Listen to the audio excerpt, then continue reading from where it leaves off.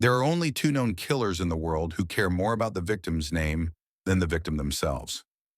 And let's be honest, what are the odds that two completely separate killers would think so alike? So it's either one of them copying the other, or maybe, just maybe, they're actually the same person. And in today's video, that's exactly what we're going to talk about.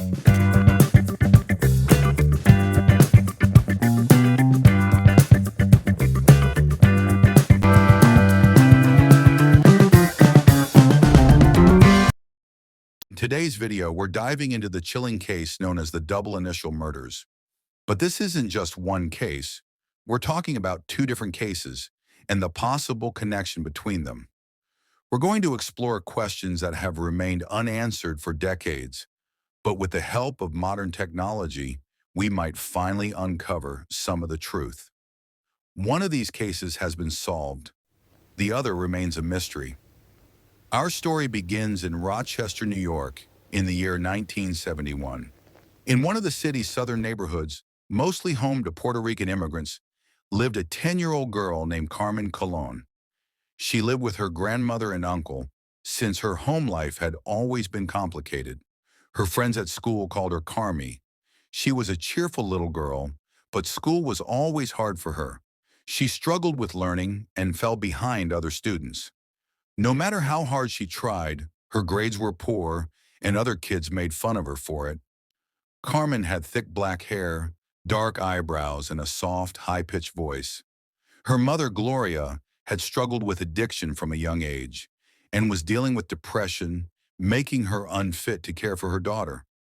That's why Carmen was raised by her grandmother and uncle, but it was far from an easy life. The family struggled financially and lived on very little. There's more. Carmen's biological father was actually her aunt's husband.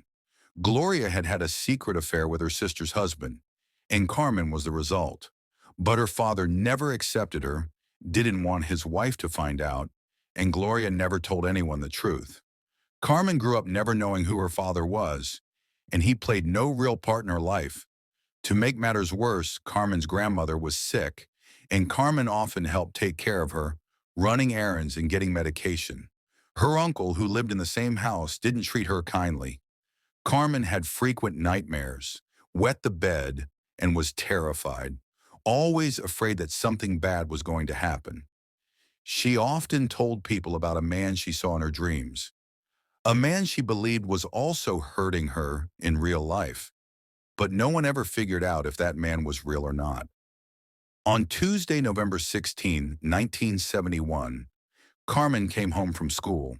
Before she could even change out of her uniform, her grandmother asked her to go pick up some medicine from the pharmacy. Carmen had walked that route many times before, about a mile away, 15 minutes on foot. That day, she was wearing a thin winter coat, her pleated school skirt, tall socks, and little black shoes. She took the prescription and money from her grandmother and headed out. At the pharmacy, she handed over the money and prescription and told the staff she was in a big hurry. They knew her well. She often came to get medicine for her grandmother, but this time she seemed different. She wasn't smiling. She wasn't chatty. She kept glancing outside, like someone was waiting for her. She seemed anxious, nervous. The pharmacist later said Carmen looked so scared, so rushed, like she just wanted to get out of there. And then, before they could even give her the medicine or the change, Carmen left. She said, "I'm late, I have to go," and ran out. Some witnesses claim she got into a car waiting outside. Others said they saw her running down the street alone. We'll never know for sure. But what we do know is that was the last time anyone ever saw Carmen Colon alive. She was in such a hurry, she didn't even take the medicine she came for. When Carmen didn't return, her grandmother went to the pharmacy and then to the police. At the same time, calls were coming in to report a disturbing sight. A young girl, topless, was running frantically along the I-490 expressway, screaming for help, chased by a gray car. Several drivers reported seeing her, describing a school skirt and bare upper body, crying and waving for help. 9 different drivers called the police, yet none of them stopped to help. 2 days later, Carmen's body was discovered 20 kilometers from her home in a place called Churchville. Police immediately recognized her. The scene was gruesome. It was clear she hadn't been killed there. Her body had been dumped down a ravine. She had been sexually assaulted, strangled with bare hands, and suffered a blow to the head that fractured her skull. Her clothes had been removed and then redressed. On her clothes were traces of a rare plant not found in Churchville, suggesting the murder took place elsewhere. Police first questioned her uncle, Miguel Colon. He was known to mistreat Carmen. While searching his car, they found one of Carmen's dolls, but since he lived with her, that wasn't unusual. What raised suspicion was that he had thoroughly cleaned his car that very day, which didn't fit his usual habits. Still, there was no solid evidence linking him to the murder, and soon after, Miguel returned to Puerto Rico, citing traumatic experiences and no future for him in the U.S. At the time, local police were eager to pin the crime on Miguel to calm public fears, but people believed the police were brushing things under the rug. A local newspaper made a chilling observation. Carmen Colon's body had been found in Churchville, all names starting with the letter C. Carmen Colon Churchville. The reporter suggested that the killer had intentionally chosen that spot, even though it was risky and well-trafficked, just because of the initials. But as time passed and no new leads emerged, the case began to fade from the public's memory. A year and a half had passed since Carmen's murder. People had started to return to their normal lives, and families were no longer afraid to send their children outside. It seemed like everything was over, until the next victim came. This time it was 11-year-old Wanda Walkowicz. Wanda was a girl with very fair skin, reddish-brown hair, and a face that looked older than her age. She lived with her mother and younger sister, as her father had left them a few years ago. Her mother worked hard to support the family and care for the children. Wanda was always helping her mom, doing the shopping, cooking, and looking after her younger sister. She was responsible beyond her years. But life wasn't easy for Wanda. At school, she struggled because she had learning difficulties. She couldn't concentrate, which made it hard for her to study, and her grades suffered. Other kids bullied her, and it seemed like life wasn't going to be kind to Wanda. On Monday, April 2nd, 1973, when Wanda was walking home from school, she decided to do some shopping as well. She went to the local store, the one where they always bought their groceries. That day, she wore a blue and red striped skirt, a gray sweater, and old black shoes. After finishing her shopping, Wanda left the store with heavy bags. The store clerk later said the bags were so heavy that Wanda had trouble carrying them. But what stood out the most was that Wanda, who was usually cheerful and talkative, seemed very nervous that day. She wasn't her usual self. She seemed stressed and uncomfortable. After leaving the store, no one saw her again. A few hours later, Wanda's mother became worried when she hadn't returned home. She went to the store and found out that Wanda had been there, but had disappeared afterward. She immediately contacted the police. Wanda's mother, Joan, believed that perhaps someone had offered to help Wanda with the heavy bags, or even given her a ride, taking her somewhere. The police agreed that the possibility of Wanda running away was unlikely, but that she had probably been kidnapped. The next day, several people called the police, reporting things that could be related to Wanda's case. One person had seen a little girl talking to a man outside the store and said it didn't seem like the man was a threat. Another person had seen Wanda standing at a street corner, looking lost and confused.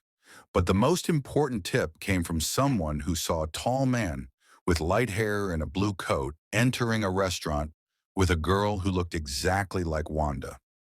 The person didn't think the man seemed dangerous, but this sighting later became a key piece of evidence in the case. On the morning of April 3rd, 1973, a driver found the body of a young girl on the side of the road in Webster. She was wearing her school clothes. It didn't take long for them to confirm it was Wanda's body.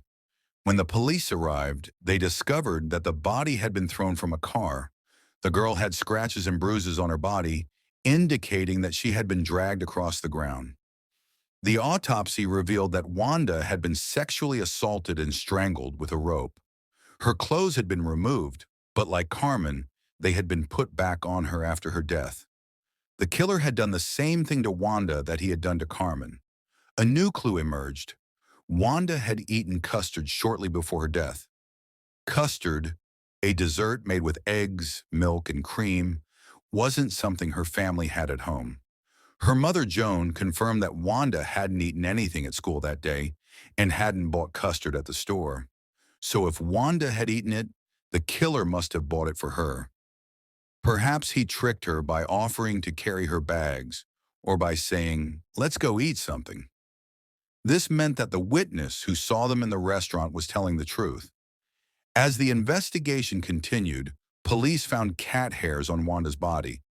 It seemed the killer might have had a pet cat. They also collected DNA, but at the time, forensic science wasn't advanced enough to analyze it. The DNA was saved, however, in hopes that future technology could solve the case. On November 26, 1973, another young girl went missing. Her name was Michelle Maenza. Like Carmen and Wanda before her, Michelle hadn't had an easy life. She lived in a poor household with her parents and 4 siblings, 5 children in total. Her father was a struggling mechanic and her mother stayed home to care for the kids. They could barely afford to raise even 1 child, let alone 5. Michelle wasn't as outgoing or cheerful as Carmen or Wanda. She was introverted, quiet, and thoughtful. Her school performance was excellent. She was very smart, but that didn't shield her from bullying. Other children teased her relentlessly for her family's poverty. They mocked her clothes, her lunch, and the way she looked. Michelle had light brown hair, thin lips, a round face, and smooth, pale skin. She often felt unattractive and unwanted. In her diary, she once wrote, "I wish someone would see me." Sadly, on the last day of her life, she finally got the attention she had always longed for. On Monday, November 26, 1973, Michelle came home from school at around 1:20 p.m. She was visibly upset. She had gotten into an argument with one of her classmates. She barely had time to take off her school clothes when her mother asked her to deliver a letter to someone nearby. Michelle knew the area well, and everyone in the neighborhood knew her. There seemed to be no reason to worry. She left the house still wearing her school outfit, a skirt, blouse, and a coat. But Michelle never came back. A few hours later, her worried parents went to the police. This time, law enforcement didn't hesitate. They knew exactly what might be happening. Another girl had gone missing in Rochester, and once again, her initials matched. Just like before, numerous people called in with tips. One person said they had seen Michelle in a car with a man. Someone else claimed to have seen that same man earlier at a hamburger place alone. Despite the police's best efforts to find Michelle alive, the nightmare repeated itself. On November 28, 1973, 2 days later, Michelle's body was discovered on the side of a road in a town called Macedon. Shockingly, police had already anticipated this. They suspected that the killer chose victims whose first and last initials matched the name of the town where their bodies would be found. Michelle Maenza in Macedon. It fit the pattern too well. The killer's method hadn't changed. Michelle had been strangled with a rope, but this time, the violence was even more brutal. She had been beaten severely in the head and neck, causing bruising all over her face. Unlike the previous victims, Michelle had likely been killed right where her body was found. Police discovered dirt and mud under her fingernails that matched the location, suggesting she had tried to fight back and claw her way out. Right there. There was one major difference, however. Michelle had not been sexually assaulted, but like the others, her clothes had been removed and redressed. And inside her stomach, a hamburger. Her mother was certain Michelle hadn't eaten one at home. So again, the killer had likely lured her with food. At this point, the public was terrified, and the police were under pressure to deliver answers. It was becoming obvious. A serial killer was targeting young girls in Rochester, and he had a chilling pattern. Police reopened their suspect list and began re-interviewing everyone involved. One of their primary suspects was Miguel Colon, the uncle of the first victim, Carmen Colon. He had been a person of interest in her case years earlier. Authorities tracked Miguel down in Puerto Rico, but evidence showed that he had been there the entire time. With no solid proof against him, the case once again stalled. Not long after, Miguel Colon died by suicide. Everyone knew that someone with an eerie obsession was selecting victims based on very specific patterns. People began to call him the alphabet killer. Others referred to him as the double initial killer. After a while, a detective was put in charge of the case to figure out how the killer was selecting victims whose first and last names began with the same letter. This meant the killer must have known their names in advance. But then for a long time, the alphabet killer went silent. In 1977, in a town called Fairfax, California, an 18-year-old shy and quiet girl named Roxene Roggasch disappeared. She had just graduated high school, was volunteering at a local camp, and loved hiking in nature.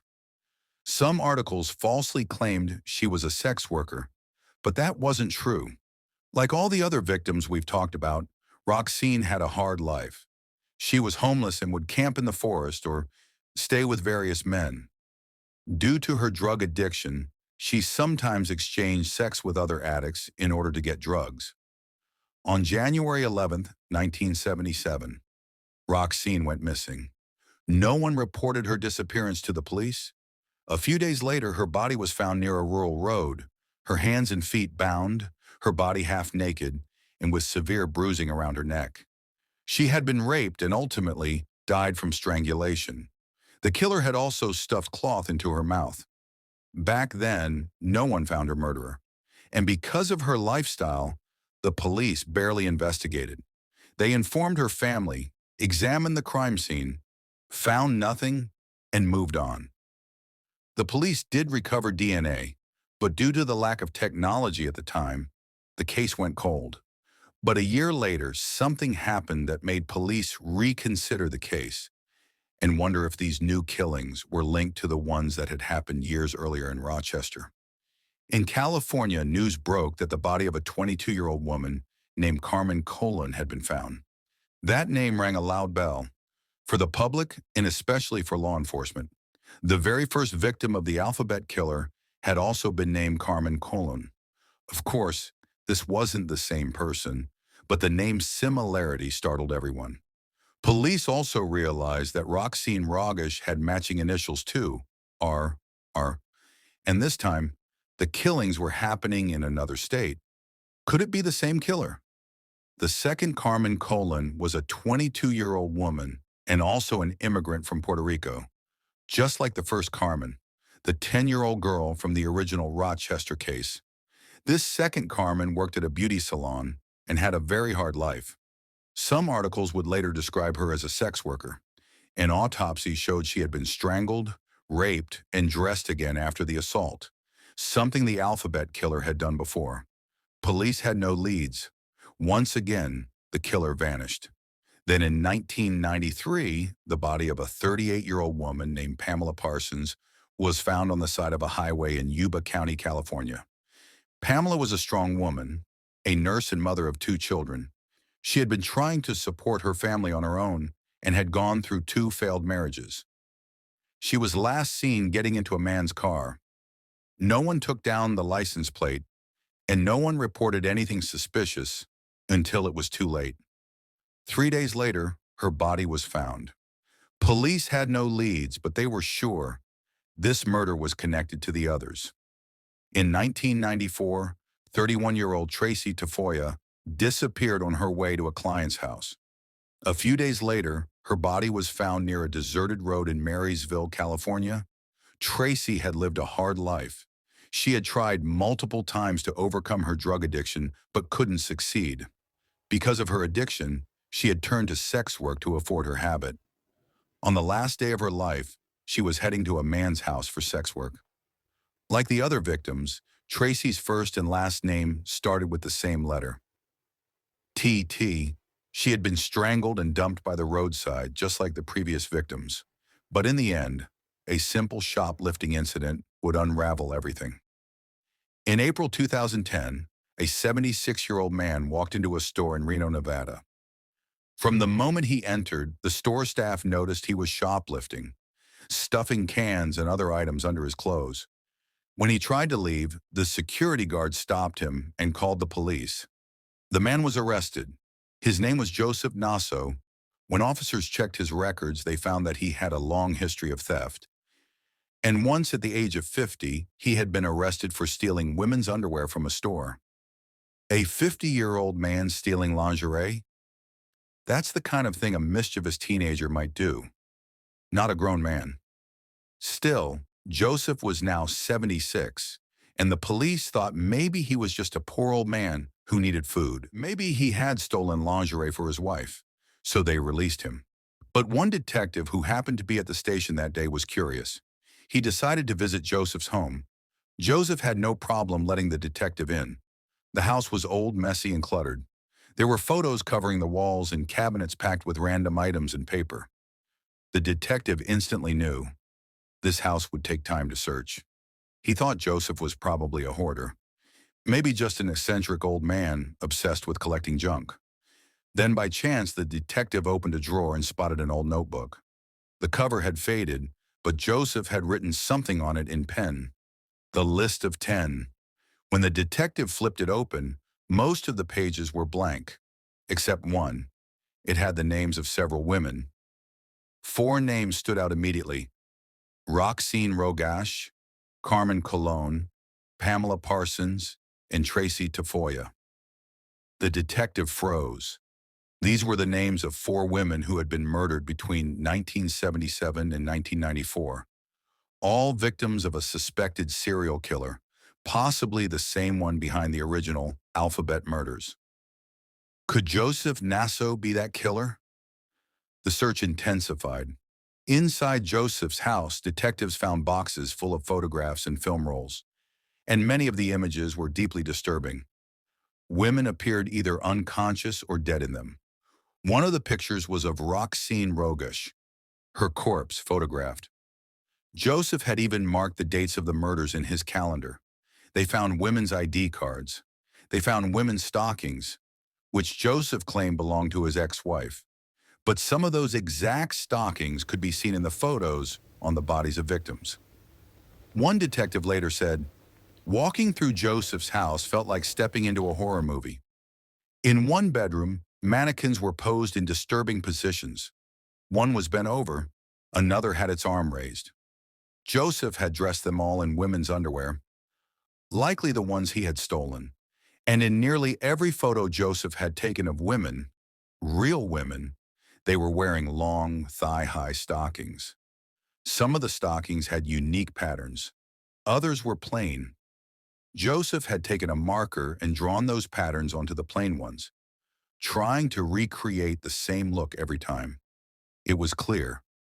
Joseph had a pattern in his mind, an image, a ritual. He was arrested, and when detectives combined all the evidence, the DNA, the photos, the calendar, the list, there was no doubt Judith Naso was the killer of Roxene Roggasch, Carmen Colon, Pamela Parsons, and Tracy Tafoya. Joseph Frank Naso was born on January 7, 1934, in Rochester, New York, to an Italian-American family with strict religious values. His childhood was marked by hardship. His mother, a stern and punitive woman, subjected him to physical discipline. Despite being a quiet and introverted boy, Joseph was often punished by his mother, even though he never hurt anyone. He grew up in a rigid environment where his mother set strict rules, leading him to develop obsessive-compulsive tendencies. During his teenage years, Joseph was neither hated nor particularly popular. He had no friends. After graduating, he joined the Air Force in the 1950s, and after completing his service, he married a woman named Judith. Their marriage was troubled from the start. Judith couldn't cope with Joseph's rigid and controlling nature. However, they had a son who showed signs of mental illness from a young age and was later diagnosed with schizophrenia. Joseph eventually divorced Judith, but took custody of their son. He cared for his son until his arrest, though his care was limited to providing food. He would leave his son alone at home for long periods, though there were no reports of physical abuse. Still, his approach to fatherhood was far from nurturing. Joseph introduced himself as a photographer, a title he was widely known by. However, he never had a studio or a formal workspace. Instead, he took photographs of homeless women, those struggling with addiction, or sex workers. He lured them in with false promises, and from these women, he selected his victims. In his home, police discovered over 15 journals, where Joseph meticulously documented and categorized the women he photographed. For example, one entry read, "Number 3, good voice, blonde hair, talks a lot, left her by the lake." Another entry said, "Her name fit the pattern, but I wasn't in the mood." And more chillingly, Carmen the second. I like the symmetry. During interrogation, Joseph refused to confess to anything but once remarked, "I admire the alphabet killer." This comment led police to believe that he was a person who took pleasure in patterns and symmetry. At his trial, Joseph refused a lawyer, stating he could defend himself. Although he was a wealthy man, he lived frugally and had saved around $500,000. In addition to the 4 murders that police were certain Joseph had committed, 2 other murders were linked to him. One was the case of a 56-year-old woman named Sharilia Patton, whose body was found in 1981 near a military base. At the time, Joseph worked at a facility where Sharilia lived. A photo of her was found among the many pictures Joseph had taken of his victims. Although no definitive proof linked him to her murder, the similarities were striking. The other case involved a woman named Sara Dillon, originally named Renee Shapiro, who changed her name to match that of Bob Dylan's wife because of her obsession with the singer.